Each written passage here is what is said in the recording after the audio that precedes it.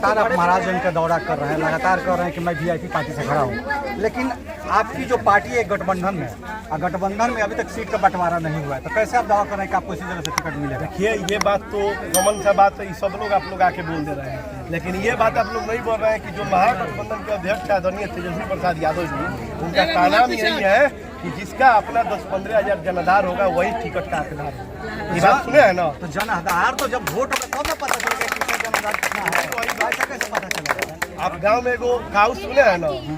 कि ऐसी भगते में लड़का छीना जाएगा कि कितना आगे जाएगा, हम लोग का गाँवी भाषा एगो बोला जाता है। तो आप एक बार पता कर लीजिए अपना महत्वपूर्ण समय निकाल के, आपको पता चल जाएगा कि नीतीश द्विवेदी को लोग कितना चाह रहे हैं।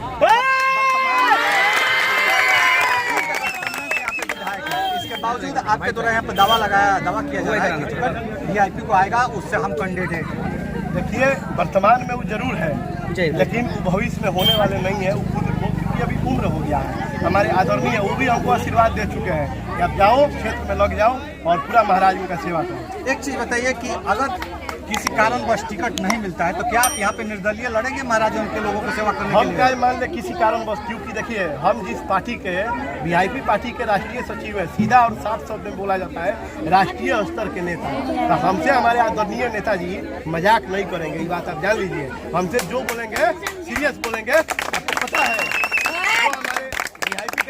आदरणीय सन ऑफ मला मुकेश सहनी जी, वो सिर्फ हमारे नेता नहीं है, हमारे बड़े भाई भी हैं, और एक ही को बात कहते हैं कि आप जाओ अपने क्षेत्र में कर्म करो, यहाँ पे तुम्हारे भाई तुम्हारे लिए लग रहा है।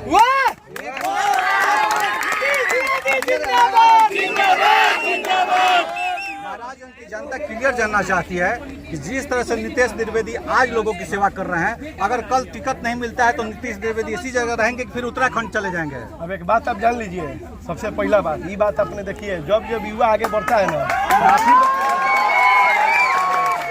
एक बात बताइए, आपका भी बेटा हमारे एज का होगा ना, लेकिन आपका बेटा के आप भविष्य खोजते होंगे कि वो यहाँ पढ़ ले, ऐसा कर ले तो डॉक्टर बन जाएगा, मास्टर बन जाएगा। अगर वो अपने मन से पढ़ भी रहा है तो आप बुला के समझाते भी होंगे,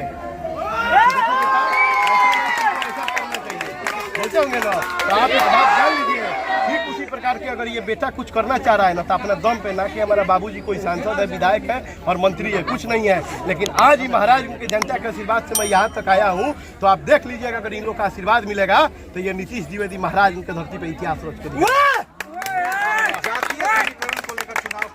चुनाव में जातीय समीकरण काफी देखा जाता है। इस बार महाराजगंज में कोई जातीय समीकरण नहीं है, इतना जान लीजिए कि इस बार महाराजगंज में बाहरी नेता नहीं चाहिए, अपना बेटा चाहिए जो कि नीतीश द्विवेदी आपके सामने खड़ा है।